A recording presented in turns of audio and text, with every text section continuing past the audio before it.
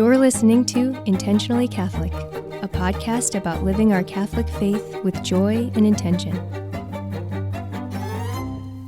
Hey everyone, thanks for listening. I'm Dan Hansen, and I'm here with Father Ron Hutchinson, just like always. Father Ron, how are you? Hello, everyone. Yeah, you've got no idea what I want to talk about today, do you?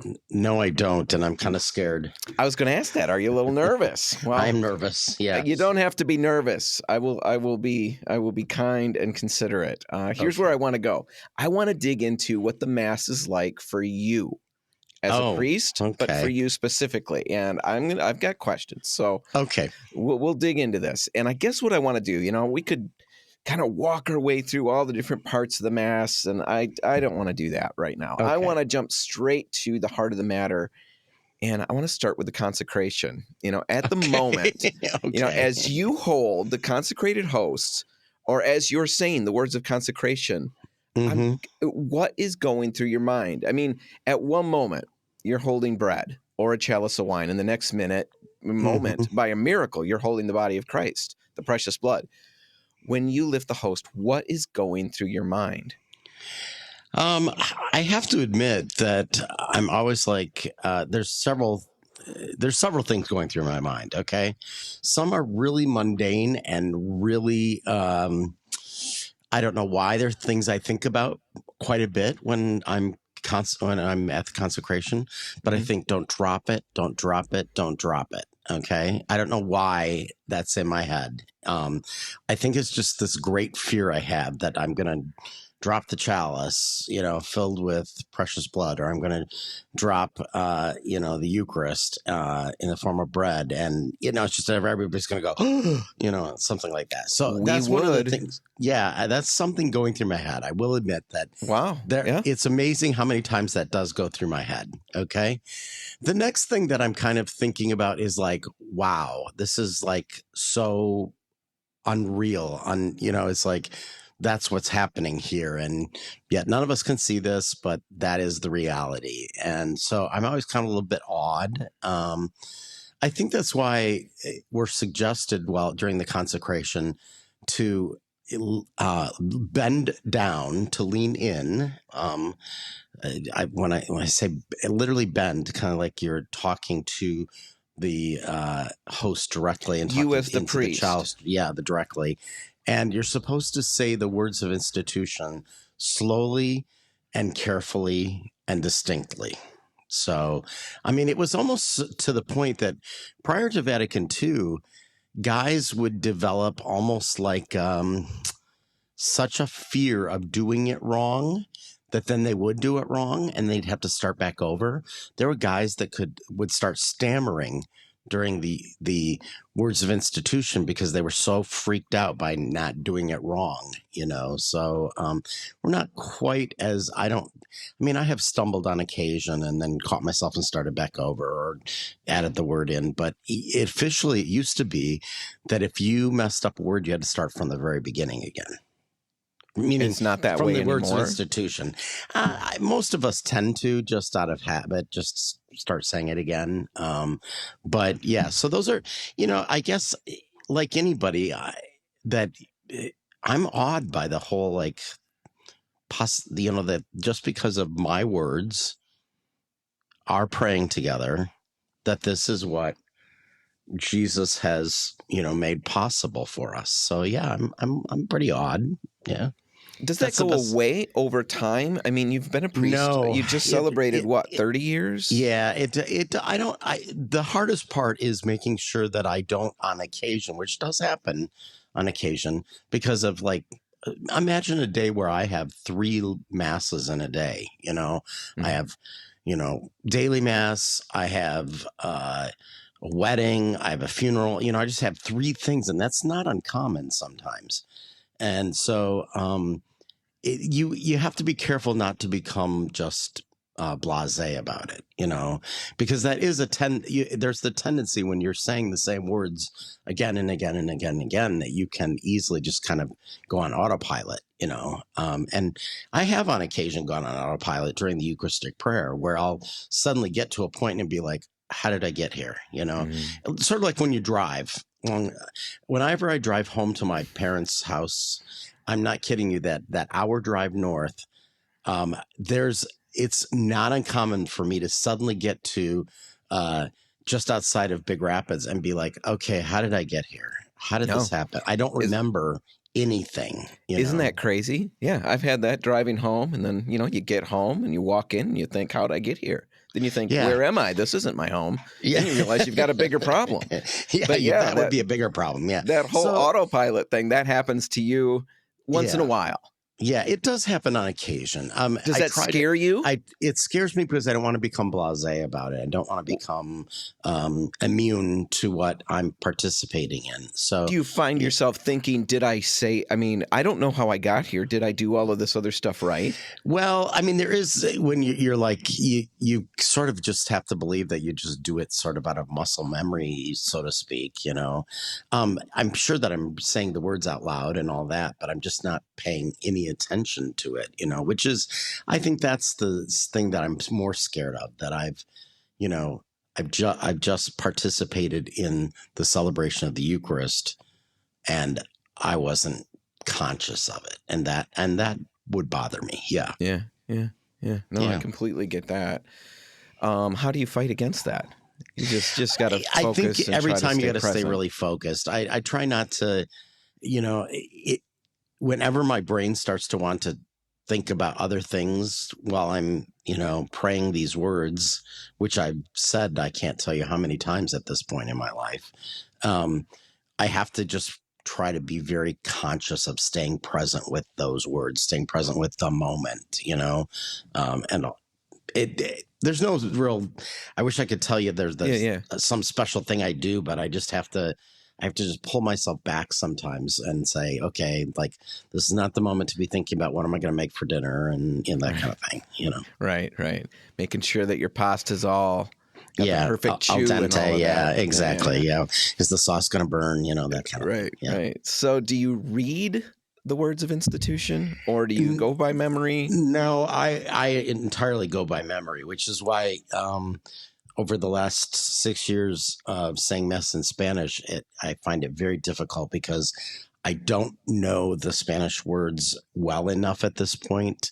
They aren't part of my daily lexicon, so to speak. I don't daily say Mass in Spanish, so it just becomes first nature.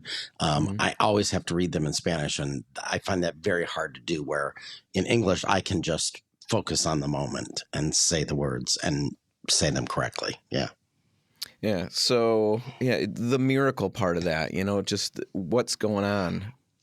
You're able to tap into that every time. I have to admit, I'm not one. I've seen priests who will get teary-eyed at that point in time in the Eucharistic prayer. They're very emotionally moved by it. I guess I'm just far too Celtic and far too German to be emotional in a sense at that moment. But I'm just very aware of, like, wow, this is something incredible happening, here that I can't explain entirely. And I can't visualize it. It's not like I see anything any different than you all see. I still see bread. I still see wine. But I'm just very conscious of the fact that I'm part of how this miraculous food is, in a sense, created, for the people of God. So, yeah. Have you ever experienced, doubts during the Mass? Wondered, is this real? Is this real? I have to admit that if I'm human, yes, I have. Yeah. I've gone through periods where it's like, something will come to my mind, like in the middle of Mass, of like, this is all just foolishness. Why are we doing this? This isn't real, or is this even real? And then I often have to remind myself that is the evil one trying to convince me that I'm just playing a game, and I'm a human, so that means that I'm going to be tempted, like anybody else. Like, I'm going to have my periods of doubt and, but they usually don't last very long, to be quite honest with you. I put it out of my head pretty quickly because I don't want to stay there with it, because there's nothing to be gained by that, No, but right. Not in that moment for sure. I know doubt can push us to investigation or whatever we need. Yeah, it can, but at the same point in time, it can chip away too. It can chip away at us, and without even realizing it's chipping away at us. So I just, for me, I just have had to say, I believed this for so long. I have invested myself for so long in this that I'm just not going to even go there, to be honest with you, because there's no argument that I can make or anything I can read that's going to be more convincing than anything else I've ever read, Mm-hmm. So I just have to be open to the fact that doubt happens, but it doesn't have to consume us. No, I know. I guess I was just asking because as I sit there, I brought my kids here from from a Protestant faith, and I've got a lot of people in my life who think I've done the wrong thing, that I've chosen something that's not true, and I believe it. But there are times in Mass where I'm praying and I'm thinking, I brought everybody here. Is this real? Is this really going on? And yeah, I'm where you're at with the idea that you just got to shut it down. I've already crossed that bridge. I've made that decision. I believe it. Right now, whatever's emotional, whatever emotions are going on that are making me ask that question, at the end of the day, I know where I stand on it. So I'm going to just move that out of my head right now. Yeah, I don't like to give those any credence or give them any, energy, because I think that given that, then what is there to believe in any realm? Yeah. If you can't believe that, then you leave the church because of that, how are you gonna, when you get to the next place, believe that what's happening there is really, really real? Or is it all just foolishness? And I think that's where I go sometimes. I'm in my head, I can easily become, just like, is any of it real? That kind of thing, but there's a part of me that feels that is the natural temptation that Satan wants to put into our heads and our hearts, so that we'll just abandon it all. All you can believe in, that is trying to tell us that all you can believe in is what you absolutely can see, feel, and touch. And yet, how many things don't we believe in that we can't see, feel, and touch? We say we love people and we can't see and feel and touch that. We can't. There's nothing.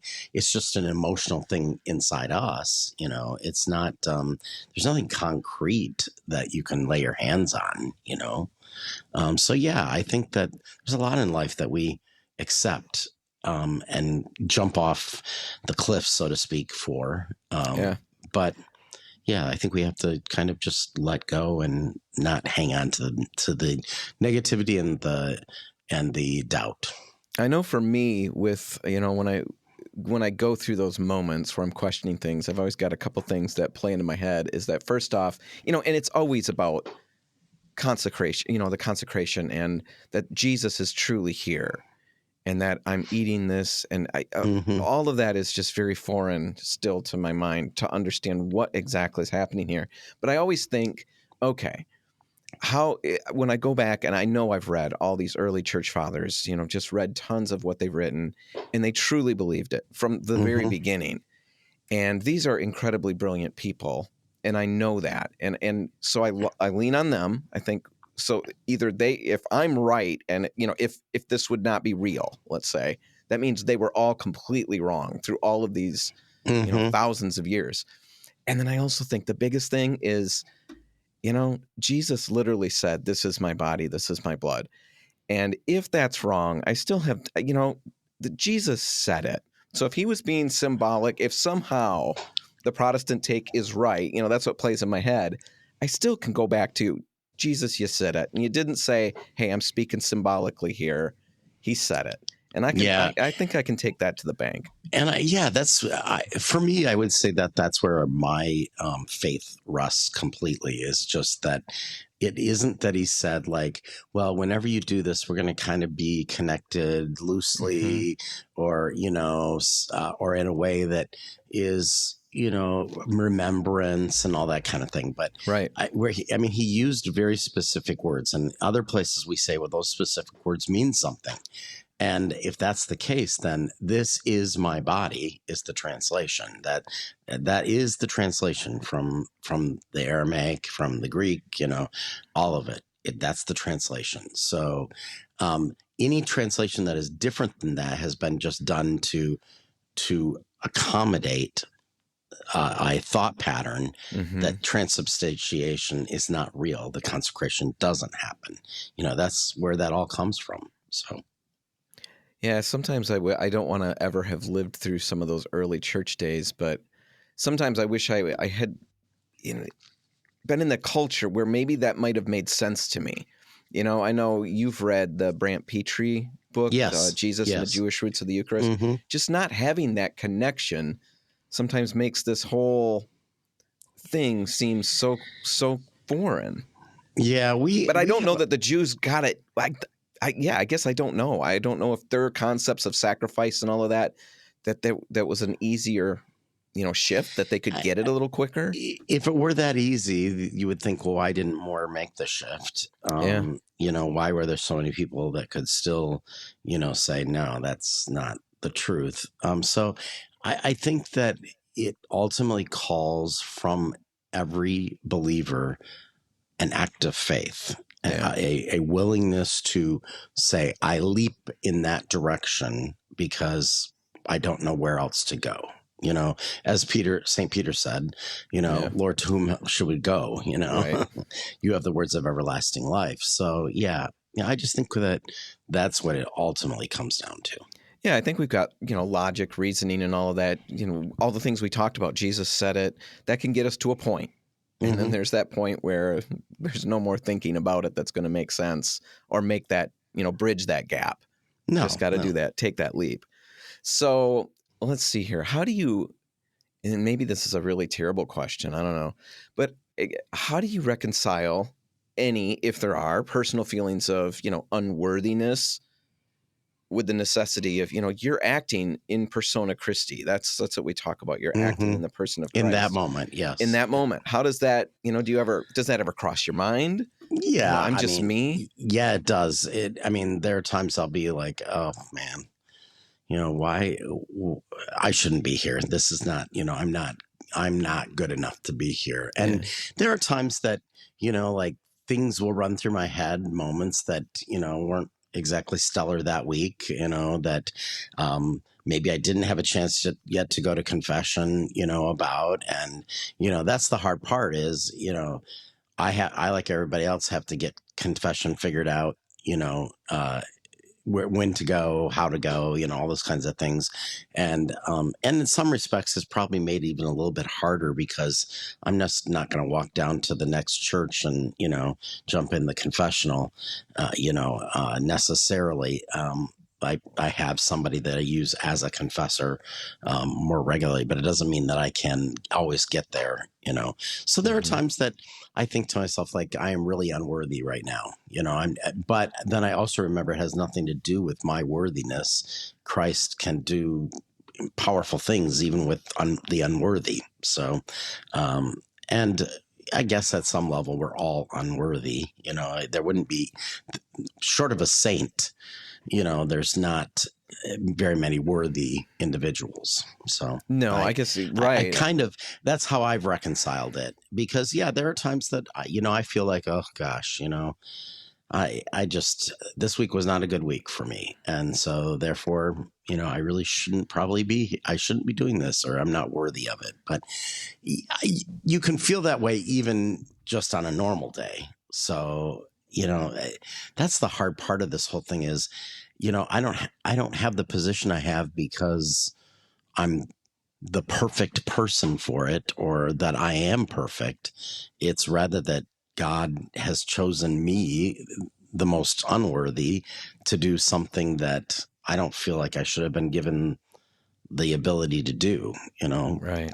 But well, I completely get that, because, even doing these, talking to you about this stuff, there's days where I think, man, who am I to ask you these questions? Who am I to say the stuff that I'm saying? Because, I know me. I know me when I'm out of here, and I know me when I'm at Mass. I know what I was like during the week. Everything you said. Some weeks, hey, they were good weeks. Other weeks, wow. Not so good. Not so good. Not so good. Yeah. So it is hard. I mean, there are times that it's, and there's times that I'm not going to deny there are times that I'm in a bad space personally. And even having to be the presider at Mass is like, it's just not in the cards that way. It doesn't feel like it's in the cards that week. It's just, I'm just not ready or wanting to be there. But on the other hand, it's my job, in a sense. Yeah. And I don't get a choice. I'm like anybody. I have to go to work even when I don't feel like it, and I'm not into it, so maybe you're grumpy. Maybe you're a little grumpy. Yeah. I mean, I'll be very honest about it. I don't have a problem saying this. Over the last year, I probably since my father passed away, but it kind of that exacerbated it along with several other things that were going on in my personal life. And I just went into a very, very deep depression, and just presiding at liturgy took it out of me every time. Like because I was working on energy that I just didn't have. I mean, I have to admit that I fell into a depression that I've never experienced before. And it was very hard. And the hardest part of it was I didn't feel like I could just be depressed. Like I had to be on. And so that added to it. That's why I started seeing a therapist and, started working through some of this. And I say this only because I think that people need to understand that mental health issues are very real. And people like myself that have dealt with them and are dealing with them need to be honest about them, not be embarrassed of it, but be honest about that I'm in the process of healing, trying to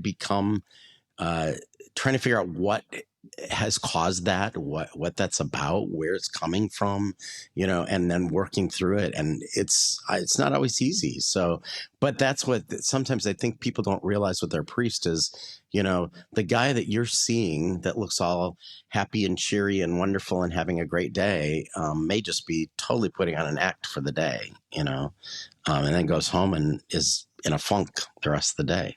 Well, it shouldn't be hard for. I agree with you. I think it's not something we think about, but yet it's not a big jump. We all do that. We fake it at work. We fake it.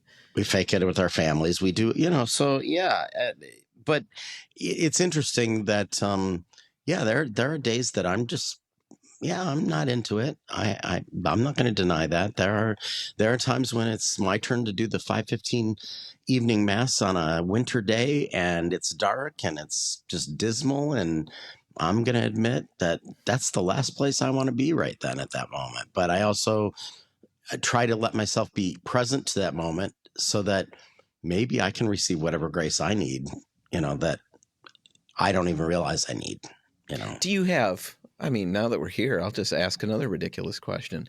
So let's say you don't feel like I want to be here today. Everything you just said. So now you say Mass and then you leave. Now does this load of guilt settle on you, or you feel like, wow, I was just at Mass and I had no fun at all? Well, I don't know that I consciously allow guilt or feel guilt from it. I'm not going to say that I don't necessarily, but I try to be fair with myself and say, I'm allowed to be human. It isn't like I'm a robot that can just you turn it on and it does its job and then you shut it off, and it's not like that at all. So, I'm bringing that to as the offering as well. I'm bringing my doubts, my anger, my frustration, my depression, all of those things are part of the gifts in a sense that I bring to the Lord, or I bring myself to the Lord. And I'm often asking just for what I need that day, That's why I always make sure there's a prayer in the prayers of the faithful, at least during daily mass, and any of the intercessions we hold in the silence of our hearts. Any prayers or needs that we have in the silence of our hearts, because all of us have things that we need that we're not going to voice out loud or that haven't been voiced. Mm-hmm. No, I find that I shouldn't find it hard to believe, but yeah, it's not hard to believe.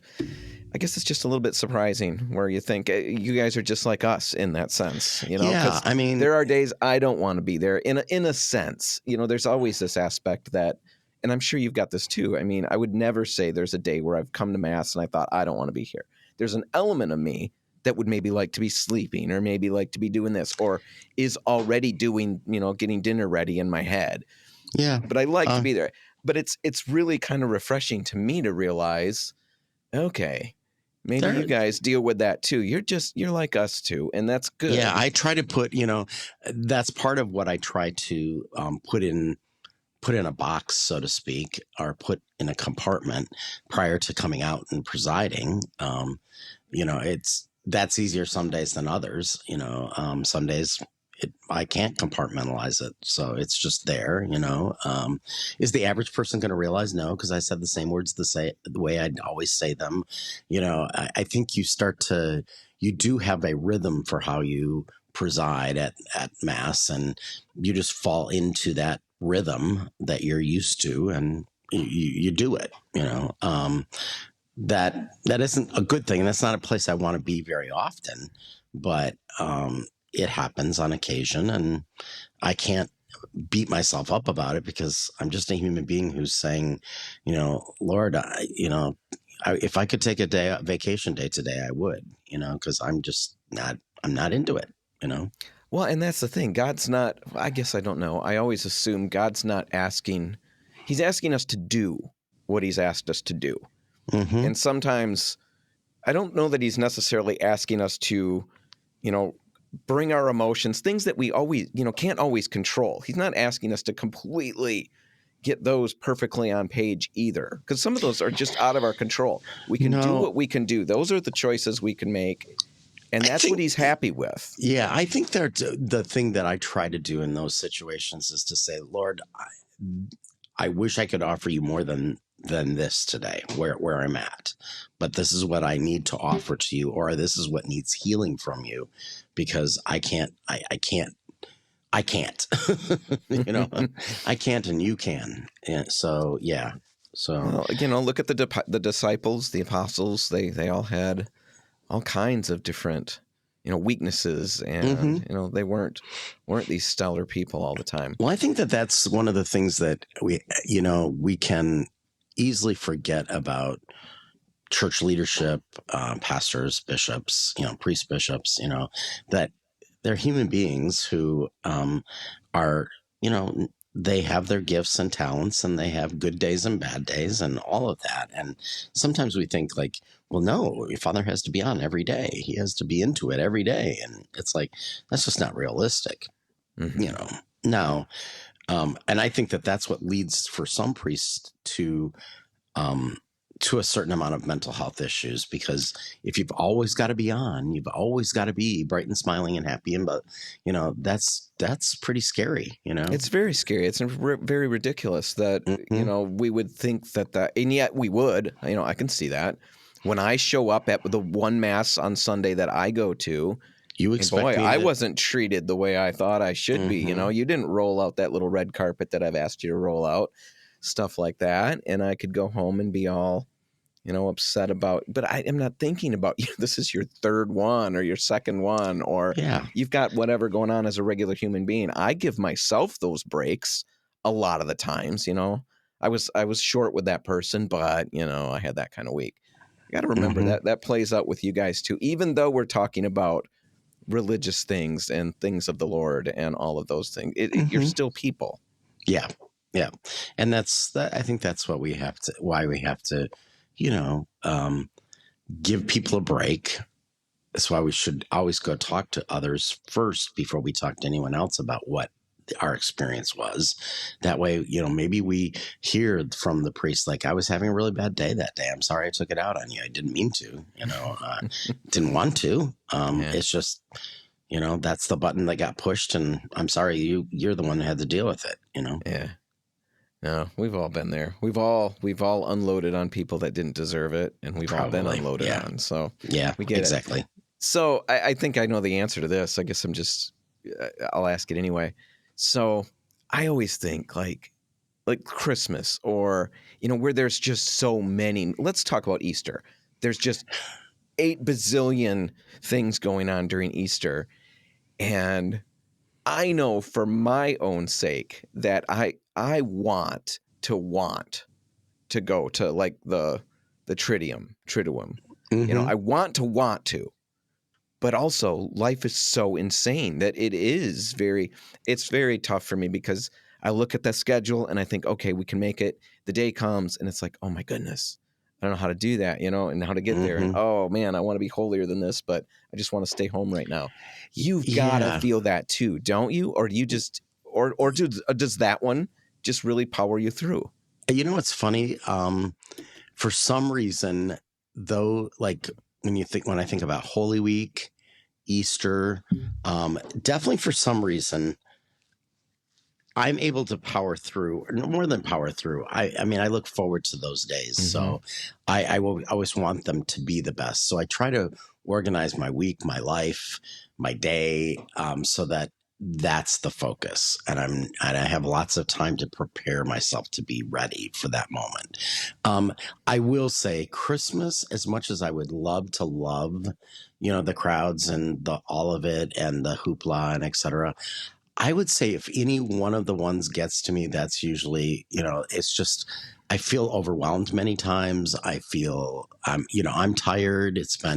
Those days are always, for some reason, the Advent and Christmas always seems to catch me off guard. No matter how many years I've been doing this, I always come to Christmas Eve and I'm like, oh, here we are already, and I'm not ready, So, Christmas Eve can be a little daunting at times, because, it's just a lot of people, and there's just so much expectation that's part of Christmas for some reason. People want it to feel exactly the way it's always felt every Christmas, and that kind of thing. Where with Easter, I'm in the mood for it too, or it's my favorite time of the year. Triduum and Easter, Holy Week and Easter. It's just different for me. I mean, but it is, I will admit, by the time Easter Sunday rolls around, I feel like I have gone through a battlefield, and Easter Sunday morning, that one mass or two masses that I'm presiding at, that I have to preside at, those are the two hardest, I find, because I'm just tired at that point, and emotionally exhausted and drained, and you've literally gone every day that week and just been like boom, boom, boom, boom. And it's hard. That is hard, and long hours, they're long days. That's the other thing. So and it's an emotionally invested. All of the masses there. Christmas, all of them, I would say, are emotionally invested. There's a lot going on. But Easter, I mean, that's the one that hits the hardest. It's funny. I think it's funny, though, culturally, Christmas is, in a sense, the big day. It's a holiday, the party day. It's a much bigger. It's all connected with family and celebrations and all of that kind presents of thing. And presents and presents and but it always feels more emotionally charged for me for some reason. Christmas does. In the sense that I always feel like that one is harder, because it's just a lot of people, people you haven't seen for a long time. And, it's just a lot of people. Christmas is a big, big day, and they want it to connect to all their memories. And I just feel that pressure sometimes. Well, yeah, I get that. 'Cause honestly, the mass, I mean, the 4 o'clock, there's a 4 o'clock, a 6 o'clock, 4, 6 midnight. Yeah. 4, 6 midnight, and then 10 the next day. But the 4 o'clock one, for a lot of people, that launches their Christmas celebration. I mean, and if you mess that up, You've just wrecked. You've got everybody's Christmas off to a terrible start. Yeah, or at least that's how you feel. So thanks, Father. Yeah. So it's funny. If I can get through 4 o'clock and feel like, wow, that went really well. Everything after that is an absolute breeze. I mean, 6 o'clock is an absolute breeze. Midnight Mass, I look forward to. I like it. I don't like staying up till like 2 a.m, but yeah, I like it. How do you prepare for that? How do you prepare for? Because like for us, so we live in Zealand, so we're a good half hour away. And a couple years, it's just been snowing like crazy. It's just white out, blizzards out. And some people from church that a couple years ago, I think there was like crazy blizzards. And so some people from church, our kids are serving. So we've got to be there. We've got to get there. And they're sending us all these, the road condition stuff just so we can be on alert and know what's going on. And I remember, we're sitting up and we're all looking at each other. We're watching Scrooge. That's our, or the Christmas Carol story. That's our tradition. We do that. And then 10 o'clock, everybody starts getting ready for church. It's such a crazy thing. And then we drive through, that year, just white knuckle it all the way there and hope we make it and just feel like, what are we doing? What's it like for you? Because you're just sitting there waiting till late in the evening to start something. I have been very grateful that over the last, several years, I've had dinner with a couple that I've known for a very long time, and we're very good. We're very close, and we've gone to a restaurant for dinner. So it's kind of a later dinner, like after the 6 o'clock Mass. So it's 7. We're eating later, sure. and I've always been happy about that because it keeps me occupied and kind of awake and going. Where if I sat at home, I'm always afraid that I'm going to be like, it's just going to start to like, I'll fall asleep in the chair kind of thing. And, so I haven't had many years where I haven't had a social engagement that kept me awake. But I will say that hour prior to Mass, where I'm often standing in the sacristy, listening to the choir singing, I'm thinking to myself, okay, just stay awake. You got to keep yourself going here, because I am not a night person. I have to admit, I go to bed like at 9. I'm just like, I'm an old man when it comes to that stuff. And so for me, that's like 3 hours past my bedtime, when it's even going to begin. The great part of it is because of all the things that are part of it, and they are things that I enjoy as well. Like I love doing the Christmas proclamation that the priest does, on the 25th day of December. Yep. Yeah. It's just, I look forward to that. And also that's the Christmas Mass that I just feel like feels like Christmas. It just for me, that is Christmas, is midnight Mass. 4, 6, yeah, okay, I do it. They're nice masses and all that, and they're Christmas masses too. But Christmas for me is midnight Mass. No, that's how the kids feel. That's how I feel as well. I'm always curious, because I know when I was their age, I do not believe that I would have been terribly thrilled with the idea that at 10 o'clock we're going to drive to Grand Rapids.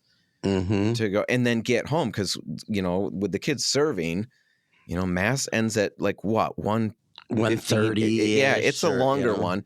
Then they've got to do all their little wrap stuff up and do that. By the time we get home, it's 2:30, and then everybody is like pumped. So everybody's running around the house, and we go to bed at 3:30.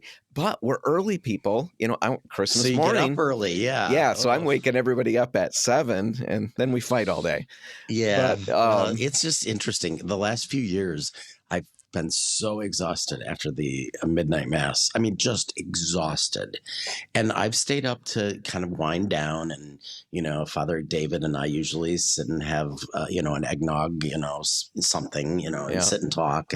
But you go to bed just hoping to fall asleep. And I can't tell you how many years I have just laid there awake and said, oh my gosh, I got to be up at 7 o'clock to get the church open for the next one. And, it's crazy. And then I used to say, well, I've now said to my family that we don't even get together on Christmas, the whole Christmas Eve, Christmas Day. We do it later because I just I can't do it. I can't get on the road. I mean, I used to get in my car then after Christmas Mass and drive north, and there were a couple times that were just downright scary because like I fell asleep in the car, and you wake up when the rumble strips hit, and you go, oh yeah, how did I get here? Where am I? Where am I? What's going on?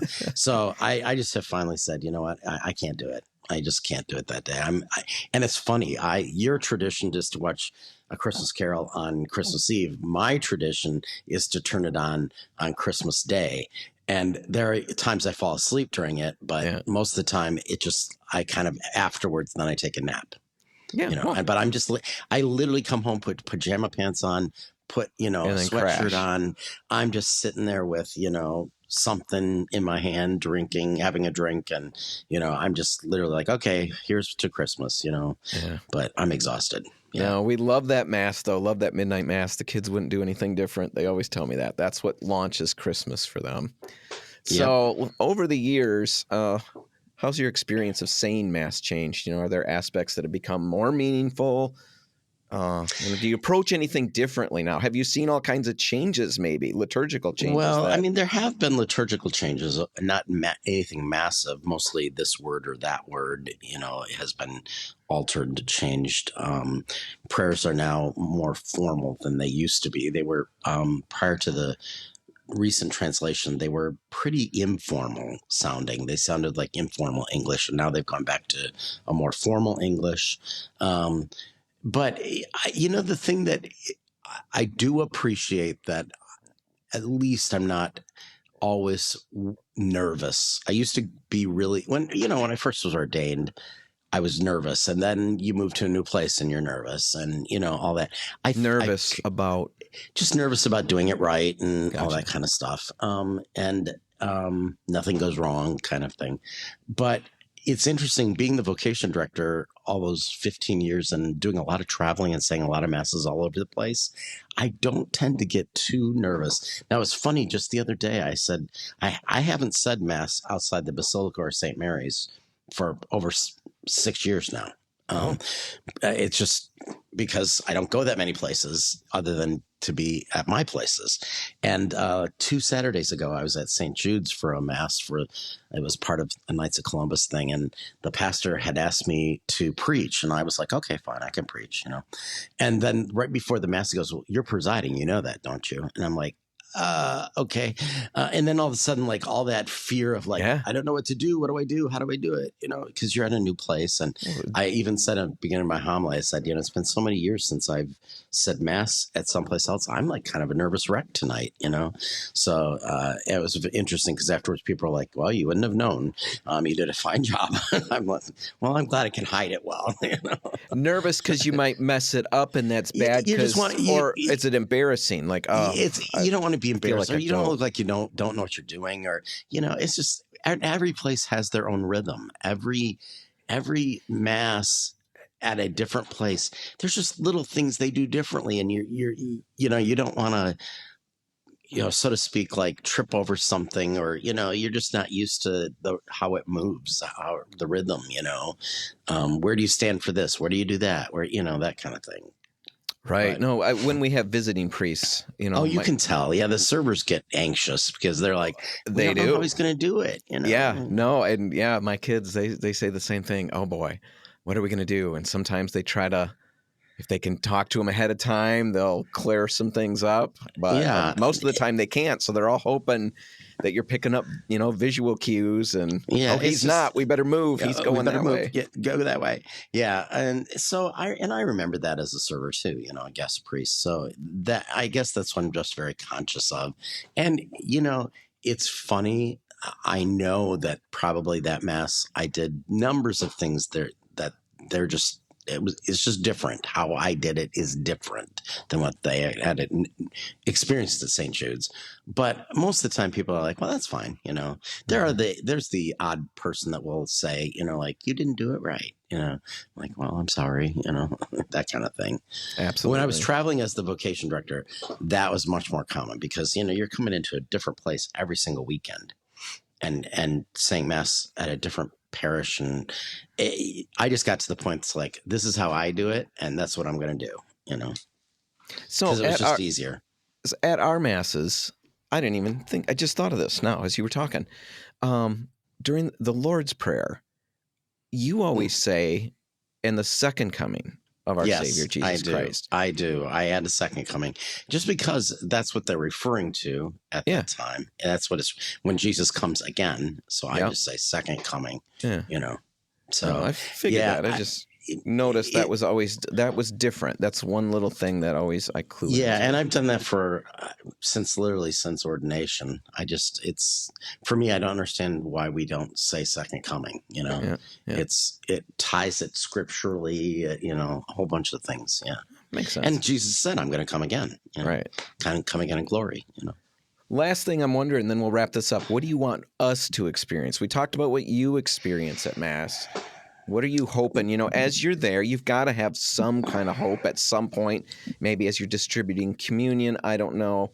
Yeah. What do you want for us to come away with and experience at Mass? I mean, for me, one of the things I want people to feel very strongly when I preside is that what is happening there is not about me, meaning Father Ron. I'm not a showman. I'm not MC. I'm not, it's not about me, In fact, quite honestly, I'm much more pleased if people kind of forget that I'm there, I'm just, I'm the one saying the words, but that it's not about me and my, demeanor and my personality and all that, which is one of the reasons that, I take quite strongly the idea that, I'm there to lead prayer. And if I'm there to lead prayer, then I've got to find a way to decrease so that Christ can increase. So that's one of the reasons that I don't really look at the congregation a lot when I'm presiding. I look towards the heavens because I'm speaking to God. I'm not speaking to the people. I'm speaking to God during the vast majority of the liturgy. So for me, that if people say that they felt very prayerful, they could enter into the prayer, then I've done my job then. Awesome. And I've done it well. If people think that they're there to be entertained, no, that's not my job. I'm not there. I'm not a comedian. I'm not a performer. I'm a prayer leader. And during the homily even isn't meant to be a time of entertainment. I'm trying to help people. Supposed to be boring. It's supposed to be boring, people, and you're supposed to like it. Yeah, but I'm trying to hopefully give people a lesson in a sense for the day. It's something to walk out of there and think about. That if that's what people say, like come back the following week and say, your homily really got me thinking, or we were talking about it in the car or whatever. I'm like, wow, thank you. That made my day right there, people. That's cool. That makes my day. If people come right out of Mass and say, "Good Mass, Father," I'm like, what was good about it? It wasn't supposed to be good. I get people saying that, but they sort of need to say something, and that's fine. But I hope this Mass helped me to pray, or this Mass, well, I really felt God's presence, or, things like that would be like what I want people to get. Yeah, I think if they're saying good Mass, well, I guess I don't know. Sometimes the language, some of us maybe feel uncomfortable. I don't know the right holy words to say here. So I fall into something really colloquial and I say, "It was a good Mass, Father," and I try to give you a high five or something. And then I've made it awkward for everybody. But yeah, the one that I will tell you, the funniest thing that's happened to me, and it's happened numerous times, I'll be like the presider for the day, but I didn't preach that day. The deacon preached. And I've actually had people come out and say to me, "Great homily, Father." And I'm thinking, I didn't give the homily. Oh, I love that. There's on the Andy Griffith Show, there's any number of funny, it's a great show. But one scene that I always think about is they have a visiting pastor, or maybe it's the regular pastor, Barney, if you're on the show, Don Knotts, that character, falls asleep during church. And then as they're leaving, they're shaking the pastor's hand. And Barney, who slept the whole time, says, "Great sermon. Can't ever hear enough about sin." And the sermon had nothing to do with sin. It was all about raising money for something. And everybody looks at him. But it's that same idea. They weren't kind of there. They were there, but they maybe weren't there. Yes. Anyway. Just a funny. That's the funniest. Those are the moments you kind of just get a giggle, Yeah, I like that. Well, anyway, I think we're going to wrap it up. If you have any questions, listeners out there, if you have any questions or comments or topics that you'd like us to dig into, please email them to comments@icatholic.show. We'd love to hear what you're thinking about this episode, about anything you'd like to see coming up. For Intentionally Catholic, I'm Dan Hansen. I'm Father Ron Hutchinson. God bless. Thanks for listening to Intentionally Catholic. If you like what you heard, please consider sharing our show with a friend. If you have comments, questions, or topics you'd like to hear discussed, please email those to comments@icatholic.show. And be sure to tune in next time for another episode.